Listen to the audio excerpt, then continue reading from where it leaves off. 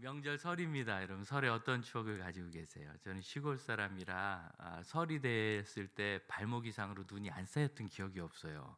그래서 항상 눈이 많았고 저희 동네가 산골이라서 그랬습니다. 또 남들은 다 남양집 짓는데 우리는 남쪽 산을 사랑해서 산을 등지고 북향으로 집이 있어가지고 겨울에는 산 그림자가 빨리 오니까 그래서 항상 눈이 녹지 않고 많이 쌓여 있었고, 그리고 저는 또 설이 좀 추웠다는 기억이 늘 있어요. 항상 설이 얼마나 추웠는지 그런 생각이 있고, 추석에는 그냥 추석인가 보다 하고 지나가는데 그런 이유인지 저는 설에는 사람이 많이 그립습니다. 그래서 요 앞에서 이렇게 문 닫은 카페에서 안에서 몰래 차 마시면서 지나가는 사람들 보고 막 그러거든요. 제가 하도 맛있게 마시니까 문 두드리고 열어달라는 분도 계세요, 지나가다가. 예, 여러분에게는 설이 어떤 기억이십니까? 음, 사실 우리에게 있는 기억이 굉장히 중요한 것이 이 설이 음력 명절이잖아요. 제가 어렸을 때는 이걸 양력으로 옮기려고 나라에서 꽤 애를 많이 써서 아예 음력설은 휴일을 하지 않았던 적까지 있었어요. 그래서 하도 항의를 많이 하니까 하루만 설날 하루만 민속의 날이라고 이름도 그렇게 바꿔가지고 기억나시죠? 민속의 날 그게 뭔 소린지. 그래서 했는데 결국은 이제는 양력설 신정이 그냥 새 첫날로 사라지고 달력상 첫날이 돼버리고 진짜 휴일은 음력설이 돼가지고 한국, 중국, 일본 이 세 나라가 설을 특히 좋아하면서 잘 지내는데 이런 명절이 됐습니다. 왜 이런 일이 생겼느냐면 이게 기억 때문이죠. 음력에 설을 셌던 기억이 우리 조상 때부터 또 우리 어르신들에게 계속 있어서 그걸 억지로 없애려고 해도 없어지지 않는 거예요. 그래서 우리가 사실이 중요한 존재인 줄 아는데 사실도 중요하지만 우리는 느낌, 감정, 또 추억 이런 게 굉장히 중요합니다. 어떤 기억을 가지고 있느냐가 많은 것을 바꿔요.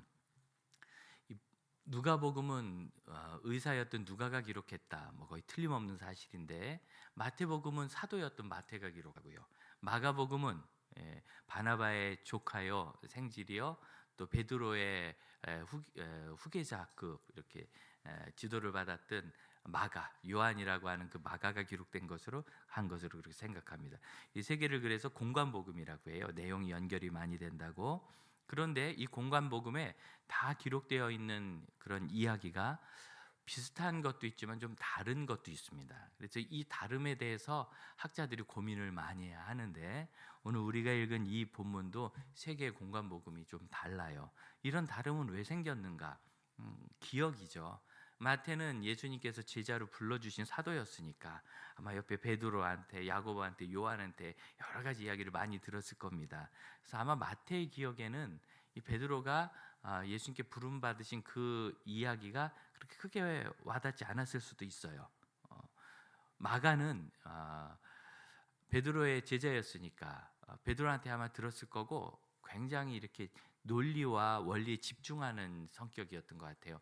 그 당시에 드물게 마가는 좋은 공부를 했던 사람이거든요. 그래서 가나안 땅에 사는 유대인인데 로만 말, 라틴어를 할 줄 아는 사람이었던 것으로 그렇게 알려져요.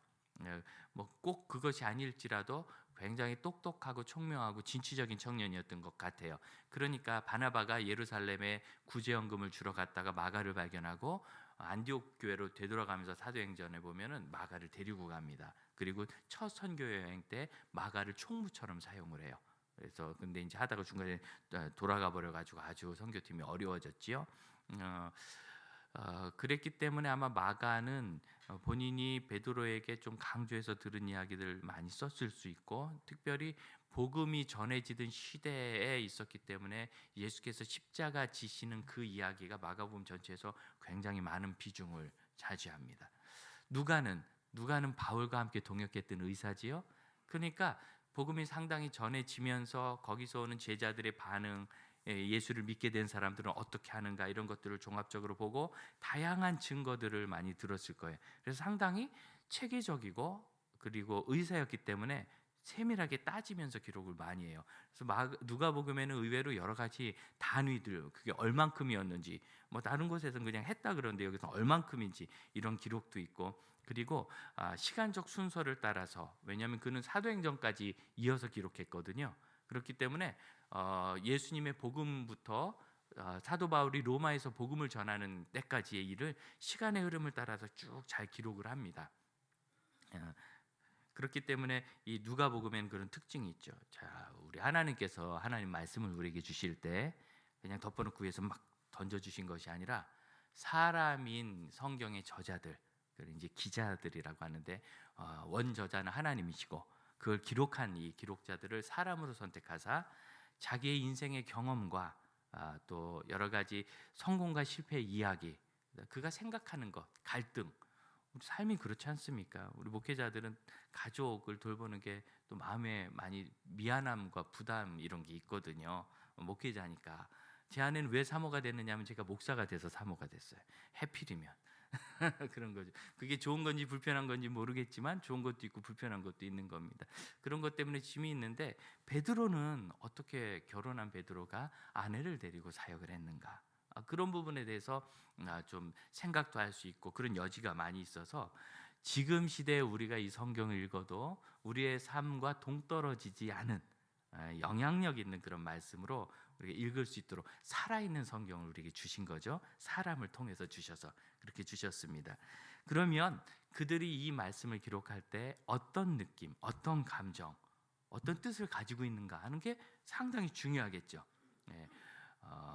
그래서 사실 이 성경 안에 있는 기록되어 있는 그 사실에 집중하는 것도 중요하지만 그것이 기록되어 있는 분위기를 통해서 하나님께서 어떤 뜻을 우리에게 전하시는가. 오늘 우리가 읽은 이 부분은요, 여러분 생각해 보세요. 저는 그걸 왜 보는지 모르겠는데 6시 내 고향 뭐 이런 거 보는 분 계시더라고요. 또 PD가 들으면 싫어하겠네. 참 좋은 프로그램인데 근데 그게 이제 저도 좋아해요, 사실은. 그 보면은 뭔지는 모르는데 남들이 밥 먹는 거 보면 나도 저녁 이제 먹고 싶고, 또 거기서 뭐 고향에서 물고기 잡고 뭐 하는 거, 농사 짓는 거 보면은 참 옛날 생각나고 그렇지요. 그런데 대부분의 사람들이 제일 집중해서 보는 게 바다에서 물고기 잡는 그런 지역 얘기예요. 어느 섬인데 뭐 그물을 내리면 멸치가 어떻게 올라오고 그런 걸 아주 좋아하면서 보더라고요. 여러분 뭐 좋아하세요? 다 먹는 것만 좋아하시는 것 같아. 물고기 잡고 그런 거. 그리고 거기서 고기가 막 올라오는 걸 보면 흥분이 되죠. 지금 이분들이 얼마나 많은 고기를 잡았느냐면 그물을 내려서 올리는데 너무 고기가 많아 찢어져요. 그리고 혼자 할 수 없어서 다른 배를 불러요. 이 배가 두 척이 있었기 때문에. 그래서 두 배의 그물을 간신히 올려서 고기를 담았는데 그 두 배의 차고도 너무 많아서 배가 가라앉을 지경이 됐어요. 이런 그걸 옆에서 보면 느낌이 어떻겠습니까? 갈릴리 바다가 좀 크긴 커요. 저 중간까지 가면 잘 안 보이거든요. 하지만 그들이 배가 가라앉을 정도 됐을 때 와서 도와달라고 하는 거 보니까 그리 멀리 가진 않았던 모양이에요. 그래서 그걸 보면서 막 흥분했을 거예요. 이제 아마 여기는 흥분, 그러니까 탄성, 놀라움, 그리고 정말 이분은 하나님의 종이시다. 뭐 이런 생각을 할 수 있는 그런 분위기가 있었겠죠. 이게 누가가 우리에게 전해준 겁니다. 그러니까 삶의 변화는 어디서 오느냐면 하나님이 하시는 일에 대한 놀라움, 감정 있죠. 그래서 우리 교회 청년들을 제가 약간 야단치는 내용 중에 하나 뭐가 있느냐면 설교 시간이 이러고 있어요. 분명히 재밌는 얘기거든요. 좀 너무한 것 같아요. 거기서 재밌으면 재밌다 하고 은혜가 되면 끄떡끄떡하고 이렇게 반응이 있어야 되는데 내가 은혜 받나 봐라 이렇게 하면서 나를 어떻게 웃기려고 하지 마세요 이렇게 그러면서 제일 웃긴 거는 피식피식 웃는 거예요. 이제 막 이렇게 웃고 그 다음에 마스크 꼈다고 막 눈으로 째려보면서 입으로 웃는 거 이런 거. 웃자고 한 이야기지만 사실은 반응이 굉장히 중요해요. 제가 초등학교 때 뭘 배우면서 연극의 3요소 뭐 3요소가 뭔가 그랬더니 극본이 있어야 되고 그 다음에 연극이니까 무대가 있어야 되고 그 다음에는 옷이 있어야 되나 관객이 있어야 된다 그러더라고요. 그래서 제가 깜짝 놀랐어요. 그건 극장의 3요소 아닌가? 뭐 아니면 수익을 내는 3요소 아닌가? 관객이 있어야 되니까. 아니요, 어떻게 연극의 3요소가 극본이 있어야 되고 무대가 있어야 되고 관객이 있어야 되고, 관객이 없는 연극은 연극이 아닌 거예요. 자기들끼리 그냥 한 거죠. 누군가 봐야 되고 보여주고 해야 돼요. 제 아내랑 교제할 때 연극을 보러 신촌에 간 적이 있는데 아주 드문 일이었습니다. 작심하고 갔는데 그날 연대, 서강대, 이대가 데모를 어마어마하게 했어요. 그래서 그 일대가 완전히 통제돼 가지고 저희가 딱 극장에 도착하고 그 다음에 바리케이트가 닫혀져서 아무도 못 오고 그냥 저희 두 사람만 들어간 거예요. 그래서 야, 이분들에게 너무한 것 같다, 나갈까? 그럴 때 두 사람이 더 들어왔어요. 그래서 극장에 단 4명만 있는데 연극하는 분이 이렇게 나와서 들락날락 이렇게 뭐 자기들끼리 의논을 하는가 봐요. 그래서 이제 한 번 더 나오면 안 해도 된다고, 그냥 가겠다고 그러려고 했는데 이렇게 최루가스 자욱한 이곳에 와주신 여러분에게 감사해서 연극을 한다 그래서 너무너무 힘들었어요. 제가 소극장이라는 게 다 거리가 가깝지 않습니까? 우리 몇 사람 안 되는데 마치 거기 400명이 있는 것처럼 4명 앞에 놓고 하는데 또 이쪽에 있는 이 커플은 좀 조용히 연극을 보면 좋은데 반응이 너무 리액션 어머 이래 가지고 막 나가고 싶어 가지고 이렇게 반응. 그리고 대부분의 소극장 연극이 그렇듯이 끝날 때쯤 됐을 때 무대와 관객이 막 하나로 동화가 되거든요. 공유가 되고 반응. 여러분 이 누가복음 5장을 읽으실 때 있죠. 고기 잡았네 이렇게 하면 이건 내 말씀이 아닌 거예요. 하나님께서 이 베드로와 같이 있었던 사람들의 경험을 통하여 우리에게 뭘 주시느냐면 만선이 무엇인지 가르쳐 주세요. 만선. 빈 배였는데 가라앉을 만큼 고기가 많다. 다시 한번 빈 배였는데 가라앉을 만큼 고기가 많다. 그랬을 때 좋겠다 이렇게 하라는 게 아니라 그 현장에 우리가 들어가야 돼요. 와, 아니 나랑 아무 상관없는 6시 내 고향에 삼치잡이 하는 걸 보면서 하면서 내가 저 나로도에 가봐야지. 우리 장로님이 거기 출신이라 항상 봄에 삼치 잡는 얘기를 해요. 1m가 된대요. 그 기간에 나로도가 이제 나로 우주선 쏘는 거기거든요. 그 앞바다에 삼치가 있는데 1m. 그럼 삼치가 1m인 거 보셨어요? 예, 우리 아기가 1m쯤 크면 좋겠지, 창이야. 그죠?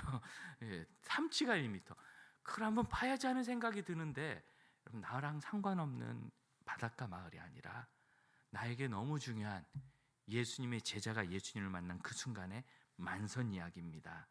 이것이 무슨 뜻인지 우리가 오늘 좀 그 느낌을 가질 수 있기를 바라요. 이 느낌이 살아나려면 누가가 이 이야기를 어떠한 흐름에서 기록했는지를 봐야 되는데 4장 38절을 한번 31절을 보시겠습니까? 4장 31절 보면 가버나움 마을에 회당에 오셔서 예수님이 설교하신 장면이 나와요. 설교를 하시는데 귀신 들린 사람 하나가 와서 당신은 지극히 높으신 하나님의 종입니다 막 이렇게 이야기를 해요. 바른 얘기를 했죠. 그런데 예수님이 그 귀신을 내쫓아요. 왜 그러셨는가? 여러분 이것이 사실은 예수님을 증거하는 그런 귀신이 아닙니다. 귀신이 그런 일을 할 리가 없죠. 방해하는 거예요. 예를 들어서 제가 이렇게 설교하는데 한 분이 내려와서 제가 지금 3부, 2부에는 분이라는 단어를 잘 쓰는데 1부에서는 죄송합니다. 저도 모르게 놈 그랬어요. 한 놈이.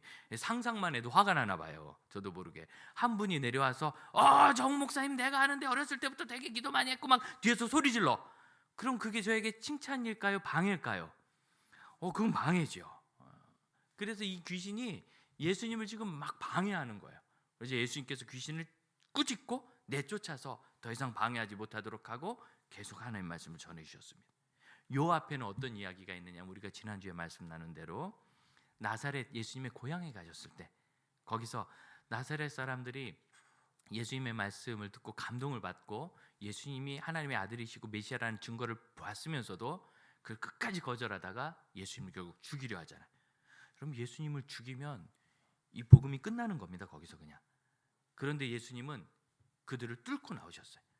자, 죽이려고까지 하는 반대자들을 예수님께서 이겨내셨고, 그 다음에 이 가버나움 마을로 오셨을 때는 복음을 전하지 못하고 예배를 방해하는 귀신 들린 그 사람에게서 귀신을 쫓아내셨고, 그 다음에 38절을 보면 시몬의 집으로 가셨대요. 베드로죠. 베드로의 집에 가셨는데 장모가 중한 열병을 앓고 있어요. 그래서 중한 열병, 지금은 열병 그냥 뭐 열병 별거 아닌데 지금도 이렇게 발전하지 않은 낙후된 지역 선교지나 이런 곳에 가면 열병 때문에 목숨을 잃습니다. 열병이 이 고열이 나지 않습니까? 그러면 아기들은 38도, 39도, 뭐 40도도 넘기고 그러는데 성인은 그럼 큰일 나요. 의사 선생님들은 무서운 말 쓰더라고요. 뇌가 익는다고. 그래서 뇌세포가 아주 신속하게 사라지고, 그래서 목숨을 잃거나 아니면은 심할 경우에는 이렇게 의식을 잃는 것뿐만 아니라 회복된 다음에도 인지가, 생각이 정상화되지 않는 경우도 있어요. 그래서 굉장히 어렵고, 이 당시 중환열병은 살기도 어려울 뿐만 아니라 살아나도 장애가 올 수 있는 그런 심각한 상황인 겁니다. 그런데 그들을 위하여 간구했을 때 예수님께서 열병을 꾸짖으사, 이 베드로의 장모가 나았어요. 시몬의 장모가 나았는데 무슨 일을 하셨는가 보니까 일어나서 예수님을 섬겼어요. 그러니까 이들은 예수님을 섬겨야 되는데 열병이 방해를 하고 있는 거죠. 그래서 예수님께서 39절에 열병을 꾸짖으셨다.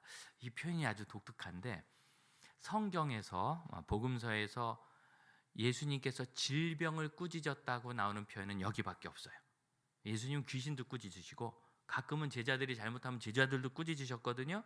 질병은 그냥 고치면 돼요. 여러분, 질병은 어떤 인격체도 아니고 생물체도 아니잖아요. 병원균은 생물체여도. 그런데 그 질병을 꾸짖으셨나? 나환자가 왔을 때 나병을 꾸짖지 않으셨어요. 그냥 손을 얹어서 고쳐주셨어요. 또 중풍에 걸린 사람이 지붕에서 침상째 내려오는 걸 보고 내 믿음이 너를 구원하였다, 일어나 가라, 그래가지고 그거 나았어요. 선언을 하고 나으셨는데 뭐 중풍을 꾸짖다 이렇게 안 나와요. 딱 여기만 질병을 꾸짖은 거로 나옵니다. 그러니까 누가는 이 꾸짖다라는 단어를 방해를 제거하고 뚫어나가는 의미로 지금 계속 사용하고 있는 거예요. 죽이려고 하는 나사렛 고향 사람들을 뚫어내셨고, 방해하는 귀신을 내쫓아 꾸짖어내셨고, 예수님과 함께 팀이 돼서 예수님을 섬기며 그날 예수님을 맞이해야 될 이 시몬의 장모를 붙잡고 있는 열병을 꾸짖어 막으셨고, 그리고 마지막 꾸짖는 게 나옵니다. 꾸짖지는 않으셨지만 예수님의 방해죠. 42절 보면 한적한 곳에 가셨는데 무리가 찾아 나와요. 그리고서 뭐라고 하느냐면, 예수님 여기 머무시죠. 좋거든요. 병 고쳐주시지, 은혜로운 말씀 주시지. 예수님 딴 데 가지 마시고 여기서 우리와 함께 해요. 예수님을 붙잡았어요. 여러분, 이런 거는 굉장히 달콤한 겁니다. 여러분이 저를 잘 붙잡아서 제가 여기 남았잖아요. 2010년도에 11월에 목사님 딴 데 가지 말고 여기서 목회하시죠. 그래서 제가 남았잖아요. 되게 괜찮아요. 그런데 저는 원래 지역교회 목사로 부름받은 소명이 있으니까 당연히 목회를 하면 되지만, 제가 순회전도사로 또는 선교사로 부름받았다면 그 이야기는 너무너무 이렇게 마음에 이렇게 유혹이 되겠어요. 예수께서 40일 금식하고 시장하실 때 사단이 굉장히 친절하게 얘기해요. 돌로 떡 만들어 드세요. 너무 친절하죠. 배고프니까 떡 만들어 드시라고 하실 수 있으면서 왜 안 드시냐고 격려해 드려요. 만들어 드소서 이렇게. 그런데 이게 유혹인 거예요. 예수님이 지금 사역을 시작하시는데 나사렛에서 쫓겨났잖아요. 그냥 쫓겨난 게 아니라 죽이려고 했어요. 그런데 지금 가버나움 사람들은 예수님 여기 머무시라고, 얼마나 좋습니까? 근데 예수님께서 그들을 물리치십니다. 43절, 내가 다른 동네들에도 하나님 나라의 복음을 전하여야 하리니 이것이 내 사명이라고 말씀하시고, 44절, 갈릴리 여러 회당에서 전도하실 때 이 이야기가 나온 겁니다. 여러분, 4장과 5장이 갈렸다고 해서 놀라지 마시고, 원래 성경은 장절 구분이 없이 쭉 기록되어 있는 건데, 우리가 서로 찾아보고 또 어느 정도 구분을 알 수 있도록, 내용의 변화를 알 수 있도록 이렇게 장절을 나눠놓은 겁니다. 원래는 장절 구분이 없어요. 그러니까 이어서 읽어야 되는데, 이 이야기는 어디로 흘러가느냐면 갈릴리 여러 회당에서 전도하시다가 그 다음에 게네사렛 호수까지 가셨다. 게네사렛이 갈릴리 호수거든요. 이 갈릴리를 옛날 히브리 시대 긴네렛이라 불렀어요. 그래서 게네사렛이라고도 했는데, 갈릴리 지역 가버나움은 비교적 서남부 지역에 있습니다. 그리고 중부로 올라가면 가이사랴가 있고, 그 다음에 더 위쪽으로 올라가면은 중부 지역에 오면 디베리아가 있고, 더 위쪽으로 올라가면 베세다거든요. 그래서 그쪽으로 쭉 가는 동안은 이 서부 쪽은 아주 완만한 해안으로 돼 있고, 그 호수변으로 길도 다 나 있어요. 그러니까 그쪽을 이동할 때는 자연스럽게 그러면 호수변 마을이 뭐 호수 옆에 있지 않겠어요? 그 호수에서 물고기도 잡고 농사도 호수물을 끌어다 지어야 되기 때문에, 그래서 호수 가를 따라서 쭉 올라가는 게 아주 다양한 루트라서 당연히 그냥 예수님은 갈릴리 호수로 가신 것이고 거기서 이 베드로를 만난 겁니다. 그럼 여기 보면 시몬 베드로는 예수님을 이전에 만난 사람이죠. 왜? 자기 작물을 고쳐주셨잖아요. 그때 이미 만났는데, 예수님을 만나서 예수님이 작물을 고쳐주셨는데 예수님 따라가지 않고 고기 잡으러 간 거예요. 고기 잡으러 간 거예요. 여기 좀 특별한 표현이 10절입니다. 시몬의 동업자인 야고보와 요한도 놀랐습니다. 이들도 고기 잡고 있었다고는 적고 있지 않습니다. 그리고 다른 배를 부른 거 보니까 동업자인 야고보와 요한은 이때 베드로와 함께하지 않았던 것임에 틀림없어요. 그럼 예수님과 함께하는, 예수님을 따르는 무리 중에 있었을 확률이 아주 높습니다. 이게 무슨 뜻이냐면, 여러분 마가복음 1장을 한번 보시겠어요? 누가복음 바로 앞에 마가복음 1장을 보시면 16절 이하에 예수님께서 4명의 제자를 부르시는 장면이 나와요. 갈릴리 해변을 지나가시다가, 똑같은 환경이죠.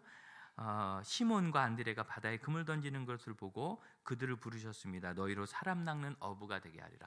이 낚는다는 표현에 많은 분들이 상처를 받습니다. 사람을 어떻게 낚냐. 요즘 여러분 이렇게 휴대폰에 특별 선물 대상자입니다, 이거 누르면 낚이는 거죠. 이게 피싱, 스미싱 이런 거잖아요. 그게 다 이렇게 낚는 거예요. 그래서 낚는다는 단어가 안 좋은데 상처받지 마세요. 원래 이 성경에는 낚는다는 단어가 없습니다. 그냥 어부였다라고 나와요. 어부. 그런데 사람의 어부가 되게 하리라. 어부는 물고기를 위해서 일하잖아요. 그런데 이제는 물고기를 얻기 위해서 일하는 것이 아니라 사람을 얻기 위해서 일한다. 그래서 이 말씀 아주 명확하게 하면 내가 너희로 사람의 어부 되게 하리라, 이렇게 돼 있어요. 그런데 이제 사람의 어부라는 말이 안 되기 때문에 낚다라는 단어를 집어넣어 가지고 우리를 시험에 들게 하고 있습니다. 시험 들지 마세요. 그리고 이제 그들이 그물을 버려두고 예수님을 따랐어요. 조금 더 가니까 세베대의 아들 야고보 요한도 그물을 깃고 있었습니다. 어구를 정리하고 있었죠. 그러니까 이게 지금 누가복음 5장과 상당히 화면이 다르죠. 내용이 달라요. 그래서 그들을 불렀더니 20절 세베대 아버지를 품꾼들과 함께 배에 버려두고 예수님을 따랐다는 것에 또 어르신들이 상처를 받아요. 어떻게 부모님을 버리냐. 이제 버려두고 두 단어인데 성경의 원어는 한 단어입니다. 한 단어인데 정확히 번역하면 떠나서 그런 뜻이에요. 분리를 나타내는 단어거든요. 그러니까 다시 말씀드리면 그 아버지를 품꾼들과 함께 떠나서, 그냥 떠나서 거기, 그러니까 둔 거죠. 떠나서 예수님 따라. 그러니까 창세기에 하나님께서 결혼 언약을 주실 때 너희 부모를 떠나라는 말이 상처가 안 되는 것처럼 그 아버지를 떠나서 제자의 길을 가는 것이 상처가 될 일은 아니에요. 그러니까 버려두지 않았어요. 근데 옛날에 이 버렸다는 단어 때문에 초신자 어르신이 교회를 안 나온 적이 있어요. 실제로 그렇습니다. 그러면 지금 마태와 마가는 이렇게 똑같이 기록해요. 마태복음 4장, 마가복음 1장에는 예수님이 가다가 두 제자를 먼저 그물 깃는데 오라고 하고 그 다음에 두 제자를 그물 고치는데 오라고 해서 그들이 예수님을 따랐다.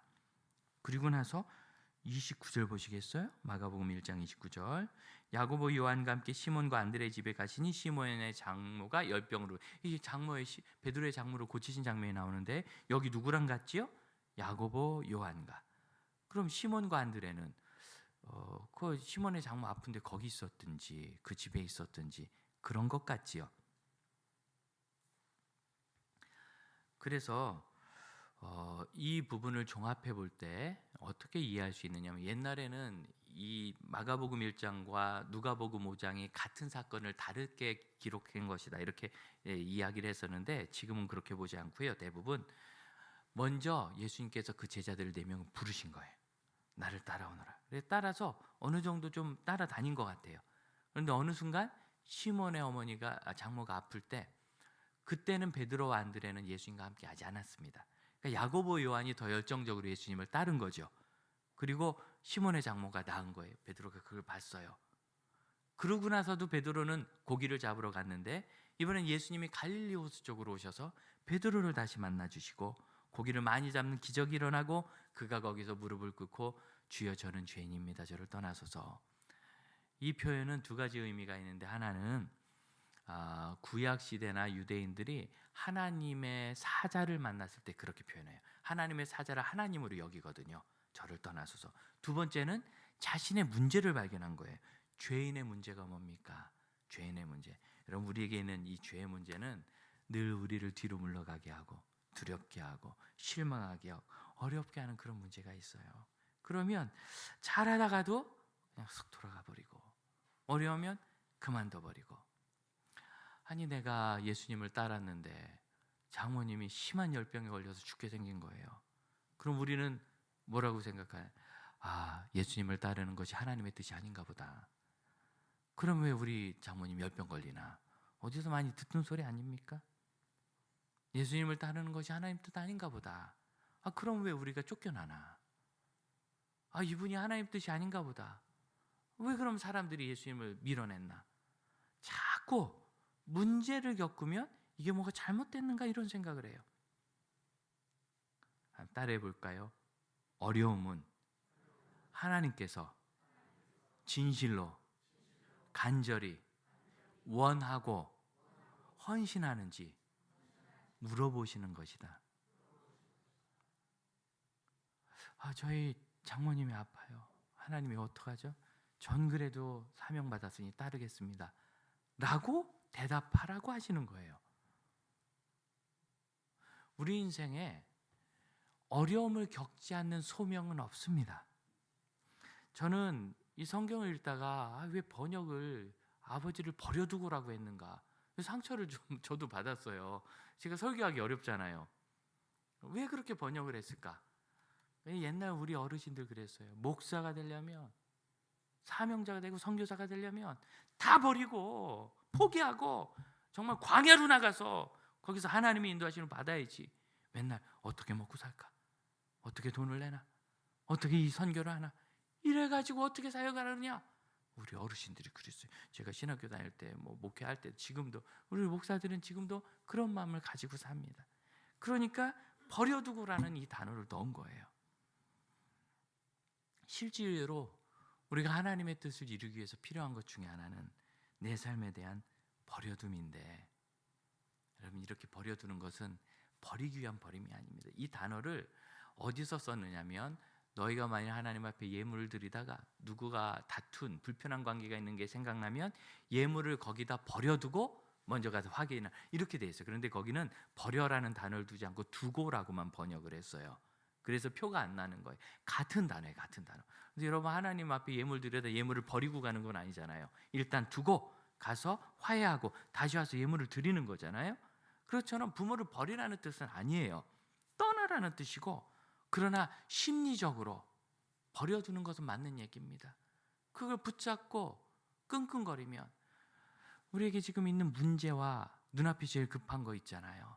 사실은 그것을 붙잡고 끙끙거리느라고 우리가 예수님께서 축복된, 복된 부르심으로 부르시는 그 콜링, 소명에 응답하고 따라가는 일에 자주 어려움을 겪어요.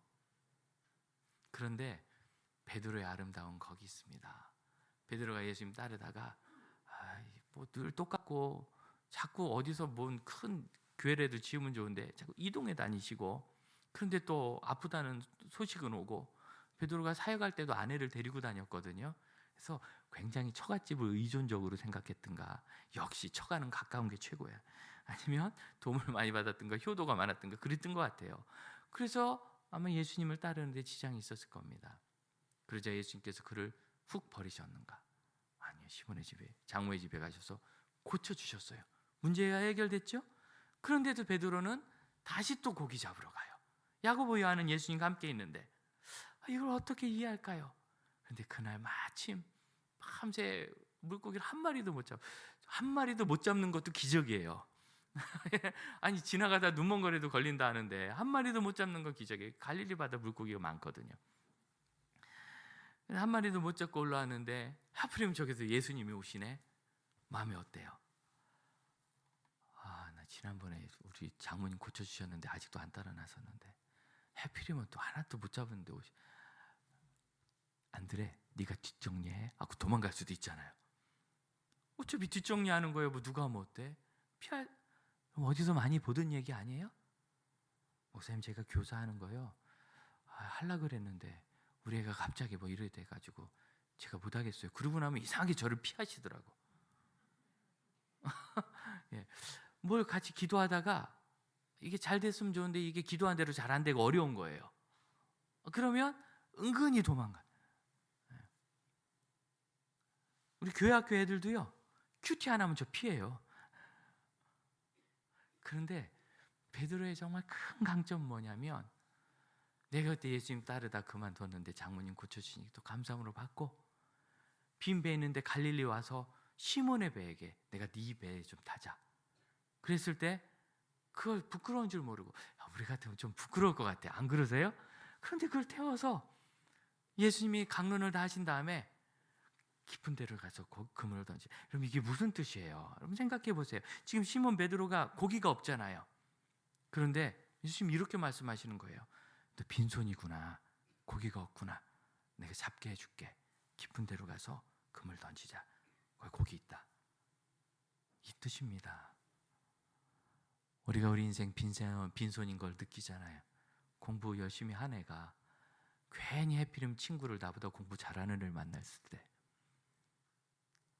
나는 뭔가 내가 열심히는 더한 것 같은데, 직장 잘 다니다가 나보다 월급을 많이 받는 사람 만나면 나는 왜 저런 직장에 못 갔는가? 그래서 이 코로나19의 명절이 그렇게 좋다면서요. 집 두 채라고 그렇게 자랑하는 그 사람 안 만나도 돼가지고, 잘 살다가 누가 집이 두 채라면, 그때 어떤 분이 그래요. 올해는 만나서 종부세 얼마냐고 물어보면 더 놀려야 되는데 못 만나서 아쉽다고. 어쩌다가 그런 사람 만나면 피하고 싶고 숨고 싶고 달아나고 싶고. 그럼 베드로 보세요. 야고보 요한이 자기 동업자인데 어쩐지 고기 잡으러 안 오더라. 예수님 무리가 있는 거예요. 그 앞에서 얼마나 초라할까요? 우리의 인생도 때때로 아픈데 낫지는 않고, 힘든데 길은 모르겠고, 병든 것처럼 실패한 것처럼 숨고 싶은 때가 있지 않습니까? 그때 하나님 말씀하시는 거예요. 너 빈손이구나. 빈손이구나. 내가 도와줄게. 거기 가서 던지자. 그랬을 때 우리에게 필요한 게 뭔가? 여러분 누가복음 5장 5절에 보면, 주여 제가 잡은 게 없지만 말씀에 의지하여, 그러니까 말씀에 의지를 대단하게 하는 것 같은데요, 이 번역이 과해요. 이건 그냥 말씀에 따라 그런 뜻입니다. 우리말로 번역하면 제일 좋은 말이 이거예요. 제가 밤새 했는데 아무것도 못 찾고, 사실 그물 정리도 끝났는데 굳이 말씀하시니까 한번 해보겠습니다, 이 뜻이에요.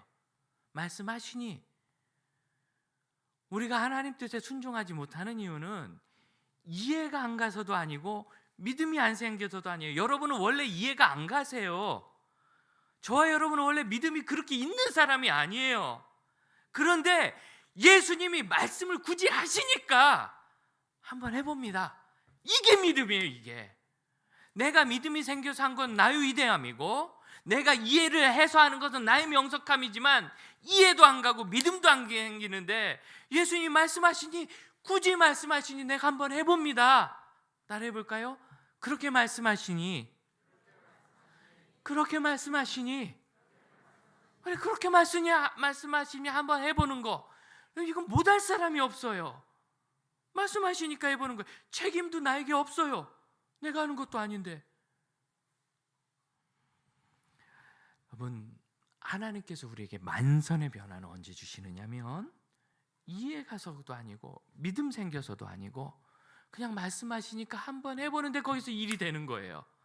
말씀하시니까 했더니 이게 되네. 이게 아니 어떻게 됐지? 하나님의 능력으로 된 거죠. 은혜로 된 거죠. 그러면서 거기서 깨달으시는 거. 옛날에 우리 부흥사님들이 참 한국교회 무리도 많이 일으키셨는데 귀한 그런 진리도 많이 전하셨어요. 근데 딱 정리해가지고 던져주신 것이, 부흥회 갔다 은혜 한번 받으면 평생 지침이 됐거든요. 제가 그렇게 받은 은혜 중에 하나는 이게 있어요. 교회 와보면 누군 막 은혜를 받는 것 같은데 나는 못 받는 것 같으면 되게 아쉽고 속상하잖아요. 그러면 은혜를 못 받으면 목일에 두셔야 돼. 그래 막 소리 지르다가 목 쉬면 위안을 받고 가고 막 그랬어요. 근데 어느 날 한 부흥사 목사님이 그러시더라고요. 은혜를 못 받았다고 섭섭해하지 말고, 하나님이 차별하시는 분 아닌데 다만 내가 발견하지 못하는 거니까 하나님은 항상 은혜 주실 준비가 돼 있고 은혜를 주시니까 오늘 주실 수도 있고 내일 주실 수도 있으니 매번 예배 때마다 사모함으로 좀 참석해 보라. 그럼 맞는 말씀이죠.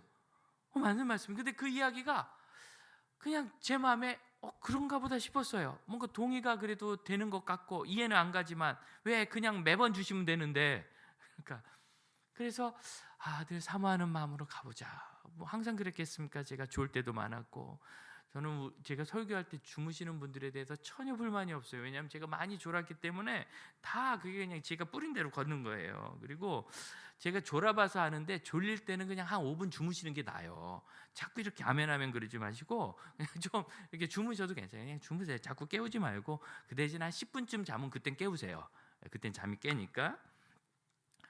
저도 그렇게 뭐 믿음이 좋고 막 또렷한 그런 신학생도 아니었고 청년도 아니었지만 그래 그렇게 말씀하시니 한번 기대를 가져보자 하고 오면 졸다가도 은혜가 되고, 어느 날은 너무나 깨닫는 게 없는데 내가 예배를 드렸다는 것도 은혜가 되더라고요. 좀 말이 이상하죠? 그래. 그래서 만선이 되면 갑자기가 고기가 이렇게 많다가 아니라 저는 죄인입니다. 내가 왜 예수님을 따르지 못하는지 문제가 나온 거예요. 은혜가 없어서, 깨닫지 못해서, 하나님이 나에게 잘해주지 않으셔서가 아니라 내가 그 만선의 경험을 하지 못했거나, 사실은 이전에 했죠. 죽어가던 장모가 살았는데요, 그때 한 거 아니에요? 그때 한 거예요. 그런데 그때까지 내 자신의 문제를 돌아보지 않았어요. 그래서 드디어 이 고기 만선의 사건 앞에서 하나님 이렇게 나를 부르시는데 나 지금 뭐하고 있는가 하는 게 확 온 거죠. 그때요, 그때.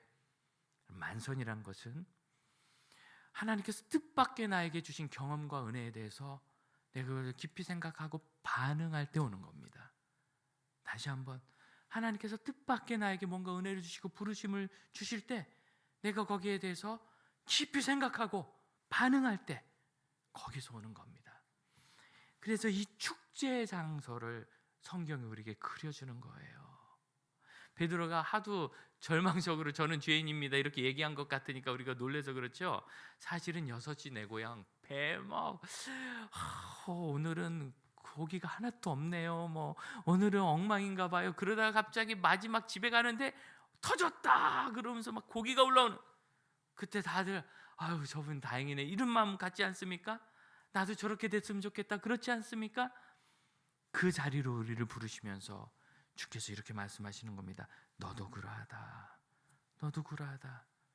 제가 84년 중학교 3학년 때 예수님 만나는데 83년 그거보다 1년 전에 제 평생 친구를 신학기대에서 단짝으로 만났어요.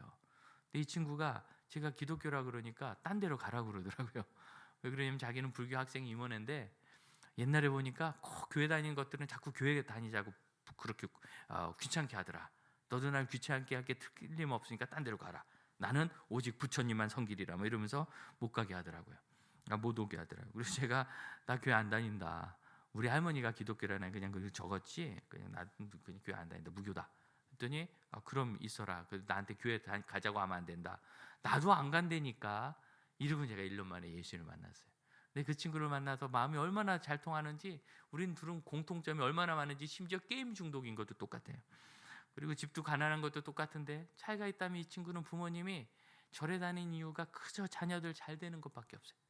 자녀들 잘 되는 것, 내 사남매 잘 되기를 바라시면서 절에 기와장마다 이름 써서 내고 종 만들 때 그 위에다 이름 쓰면 100만 원이래요. 그 옛날에 대학 등록금이 80만 원인데 그 돈을 뭐 소 팔고 땅 팔아서 내면서 그저 애들 잘 되기만을 바라던 그런 집이라 우리와 그런 건 좀 다르다 생각을 했어요. 그렇지만 그렇게 부자는 아니었어요.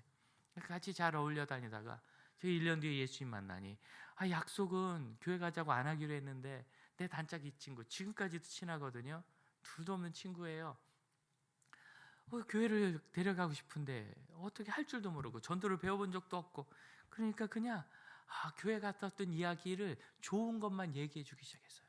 물론 교회에서 기분 나쁜 것도 가끔 있었죠. 하지만 항상 좋은 것만 이야기하고, 뭐 볼펜이라도 하나 받으면 내 교회에서 받았는데 너 가져, 뭐 간식이 있으면 갖다 주고 없으면 내 돈으로 사다 주고, 이러면서 그냥 교회에 대해서 좋은 기억을 갖게 하려고. 그 몇 달 지났는데 가을쯤 이 친구가 갑자기 나도 교회 한번 가볼까 그러더라고요. 근데 그때 제가 전도를 안 해봐가지고 경험이 없어서 안 돼 그랬어요. 야, 왜냐면 너 개심사 학생의 임원인데, 불교 학생의 임원인데 여기로 오면 되냐? 그랬더니 내가 교회를 다니겠다는 게 아니라 한번 가볼까. 너도 지난번 봄 소풍 때 우리 절 왔잖아. 거기를 많이 갔거든요. 그러니까 나도 한번 가볼까. 그래서 제가 데려가는 조건으로 저에게 라면을 끓여다 바치고 제가 라면 얻어먹고 그 공로로 이제 데려갔어요. 데려갔는데 그때까지 우리 학생이 5명밖에 안 됐는데, 이 아이들이 늘 교회 예배당 입구까지 왔다 그냥 가는 애 걔 누구냐고 많이 물어봤어요. 그 친구가 저랑 너무 친해도 거기까지는 와요. 그리고 가고 그랬거든요. 그래서 내 친구 내 이러이러하다 이름도 알고 기도도 하고, 그래서 왔는데 누구야 뭐 다 아는 거예요 한 번에. 그러니까 그냥 해결돼서 그 다음부터 저보다 열심히 다녀요. 열심히 다니고 자기 동생을 둘을 또 전도를 해가지고 주일에 아침이 되면 여동생이 제일 먼저 나가요. 친구 집에서 공부한다. 그 다음에 이제 얘가 나가요. 도서관 가서 공부한다. 그리고 난 친구랑 논다. 그리고 셋이 나와서 그 앞에서 만나가지고 한 셋이 교회 오고, 부모님 모르게 그렇게 여러분 4년을 교회 다녔어요. 그러다가 이 녀석이 하나님의 부르심을 받은 거예요. 목사가 되라고. 부모님은 아직 얘 교회 다니는지도 모르는데, 그래서 저한테 얘기를 해서 제가 말렸어요. 야, 너 돌았냐? 니네 부모님 너 교회 다니는 것도 모르는데 어떻게 신학교 간다고 말씀드리려냐? 지금 못한다. 그때 이 친구 고집이 세요. 부모님을 모시고 짜장면집에 가서 저녁을 사드리면서 저를 잘 키워주셔서 이제 제가 대학을 갑니다. 그래, 어디 갈래? 저 신학교 가겠습니다. 그래서 아버지가 상 엎고, 진짜 엎었어요. 남의 집 상을. 어머니가 쓰러져 가지고 일주일을 못 일어났어요. 그리고 제가 그때 고3 때 그 친구 집에 좀 얹혀 살았거든요. 부모님이 저를 아들처럼 생각해서 데리고 사셨는데 그날로 집을 나왔죠 뭐. 왜냐면 저 때문에 그랬다고 생각하시니까. 사실 저 때문에 그런 건 아니에요. 지가 왔지. 그렇지만 뭐 어떡하겠어요. 그래가지고 나가가지고 뭐 있는데 자식 이기는 부모 없잖아요. 이제 그때 눈치 좀 그만 보라고 대학을 먼저 정하고 시험 본 그때였거든요. 결국은 신학교 원서 내고 내일 시험 보러 가는 날 전날 그 집에 모였습니다. 가서 인사했더니 좋게 안 보시더라고요. 아들 내일 신학교 시험 보러 가는 아들 겉옷을 벗겨가더니 잠시 후에 가져오셨는데 그 옷을 찢고 부적을 넣어서 꼬매셨어요. 신학교 시험 붙으라고 부적 넣어서 이렇게. 저는 몰랐는데 이 친구가 막 옷을 뒤지더니 여기다 그리고 면도칼로 째니까 거기 부적이 들어있는 거예요. 얼마나 웃었는지 저희가. 부모님 신앙이라는 게 그렇죠. 자녀들 잘 되는 거.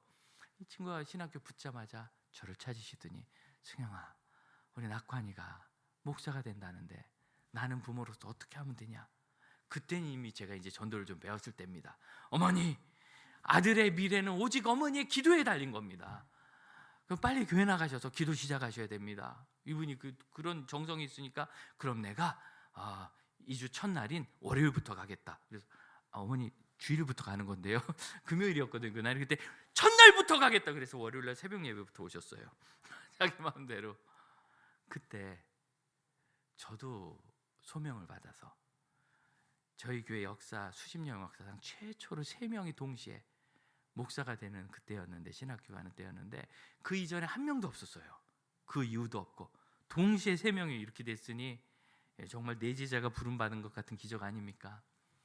그래가지고 신학교 소명은 받았는데 저희 아버지 술꾼이 뭐 돈도 없거니와 목사 되라고 돈 주실 이유도 없고, 저 마음속으로 생각했어요. 공장 가서 돈 벌어서 2년쯤 후에 내가 신학교 가리라. 근데 선배 한 분이 저를 붙더니 너 어떻게 하려고 하냐? 그래서 나 이래이래해서 목사가 돼야 되겠는데 하나님 하라고 하셔서, 근데 지금은 돈이 없으니 내 공장에 좀 취직을 해야 되겠다. 여기 성남의 상대원동에 있는 공장 원서까지 제가 받았어요. 거기 원서 넣기로 하고. 이분이 근데 너무 믿음이 좋아. 부모를 버리고 가는 게 사회역자의 길인데, 돈 보고 상황 보고 돈으로 공부하려고 하면 그게 신학이냐? 그럼 뭐로 하나요? 믿음으로 해야지. 그래가지고 원서를 사줬어요 자기가. 12,000원짜리 원서를 사줘서 그 원서 전용료 7만 원도 그분이 내주시고 합격은 했는데 어떻게 자지가 마지막 날 하나님이 등록금 주셔서 제가 그렇게 3명이 신학교 갈 때 같이 가서 지금 목사가 돼 있는 겁니다. 사실 제 친구가 저보다 나은 거죠. 저보다 하나님 하라 하시니까 하죠. 자기 부모님은 교회 다니는 것도 모르시는데 하지요. 하나님 하라 하시니까 해보는 거예요. 못 가면 할 수 없고. 저는 하나님이 하라 하시지만 돈은 없으니까 나중에 하겠습니다. 근데 아마 그때 저한테 권면하셨던 그 원서 다 주시고 전용료까지 내주신 선배님이 저를 잘 아셨던 것 같아요. 연속으로 마음이 들끓듯 해가지고 2년 공장 다니면 돈 버는 재미에 혹 빠져가지고 신학 안 한다 싶었겠죠. 제가 또 엔지니어링 하는 거 좋아하거든요. 혹 빠지면 그 직장 그만 못 둬요. 그러니까 막 하라고 다그쳐가지고 사실은 저보다 나은 건데, 여러분 베드로가 한 번에 부름 받은 것 같지만 금을 씻다 부름 받고 자기 장모님 집에서 기적을 경험하고 또 고기 잡으러 갔다가 부름 받았잖아요. 사실은 기간은 있지만 한 번이죠 뭐. 제가 교사 좀 하시죠 그랬더니 기도해보고요 2주만 기도할게요 그러더니 2주에 목사님 하겠습니다 그러더라고요. 2주 동안 하나님이 교사해라 그러셨을 리가 없어요. 하나님이 교사하지 말아라 안 하셨으니까 하는 거예요. 따라합시다. 우리의 일을 하나님께 미루면 안 된다. 하나님이 나한테 결정하라고 주셨는데 자꾸 맨날 하나님한테 결정해달라고 그래요. 여러분이 결정하실 거예요. 그거는 2주 동안 기도했는데 별 말씀 없으시면 내 맘대로 하는 거지 뭐. 내가 의논해서 잘 생각해가지고 하나님 뜻이라고 생각하는 거 선택해서. 그분이 2주 걸렸지만 사실은 한 번이죠. 그럼 우리 인생의 변화는 딱 그 순간에 일어나야 되는 건 아닙니다. 이 한 번이 좀 길 수도 있어요. 몇 주나 몇 달이나 걸릴 수도 있어요. 근데 중요한 건 뭐냐면 하나님의 부르심을 늘 생각하면서 그래서 계속 채워가는 거예요. 그러다가 그때 겪는 그 은혜와 하나님이 주신 기적이 무슨 뜻인지 찾아가면 거기서 우리가 만선의 경험을 하는 겁니다. 그 만선의 경험이 어떻게 바뀝니까? 이제는 네가 물고기를 위해서 일하는 것이 아니라 사람을 위해서 일하고, 물고기를 사로잡는 사람이 아니라 사람을 사로잡는, 사람을 취하리라. 이게 사로잡다는 뜻입니다. 사람을 사로잡는. 이 세상 사람들은 다 어딘가 사로잡혀 있어요. 술꾼은 술에 사로잡히고, 명예를 좋아하는 사람은 명예에 사로잡히고, 집에 사로잡힌 사람은 그저 아파트 평수 넓히는데 인생을 다 바쳐요. 물론 다 그런 것 의미 있을지 모르지만 중요한 것은, 그럼 여러분 천국에는 귀한 것만 가지고 갑니다. 거긴 돈도 안 귀하고 아파트도 별로예요. 대통령 명예도 소용없어요. 천국에서 귀한 건 영혼밖에 없어요. 영혼. 우리가 전도하고 예수 믿게 하고 양육한 영혼은 함께 천국 가는 거예요. 우리가 무엇으로 해서 사는가? 눈 감으세요. 나의 영혼, 나의 영혼. 이것이 하나님의 소망입니다. 우리 가족과 우리 이웃 친척들의 영혼, 내 주변에 내가 만나는 분들 있잖아요. 그분 예수 믿을까? 주님 그렇게 말씀하시니 제가 교회 가서 한번 해보겠습니다. 주님 말씀하시니 내가 교회에서 받은 은혜를 한번 나눠보겠습니다. 주님 그렇게 꼭 말씀하시니 제가 한번 제 마음에 있는 감동을 그에게 권해보겠습니다. 혹시 여기에 더 은혜가 되면 낯선 사람과 멀리 있는 선교지의 사람들일지라도 주님 말씀하시니 제가 한번 해보겠습니다. 할 수 있지 않겠습니까? 이 시간 함께 합심하여 기도합시다.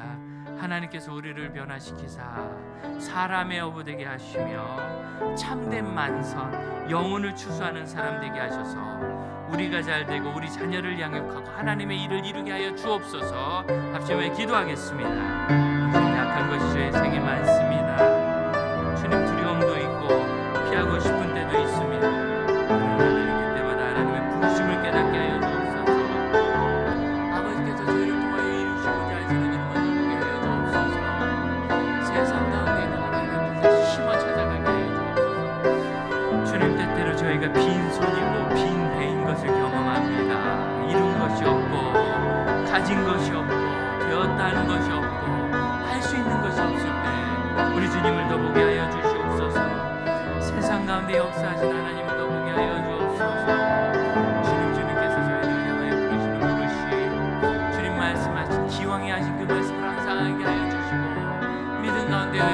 나로서서 하나님의 일을 이루게 하옵소서. 우리 함께 찬송가 부릅시다. 십자가에서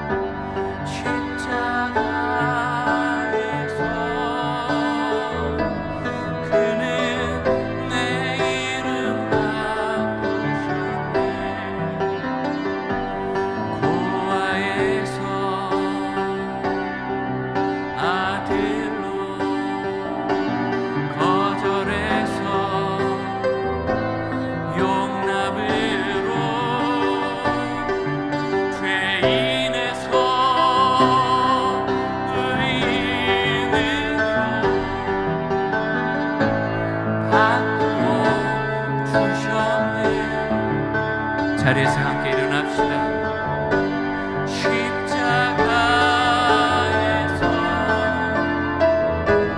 그는 내 이름 바꾸셨네.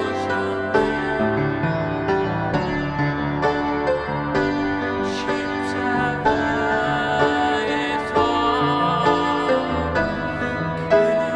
그는 내 이름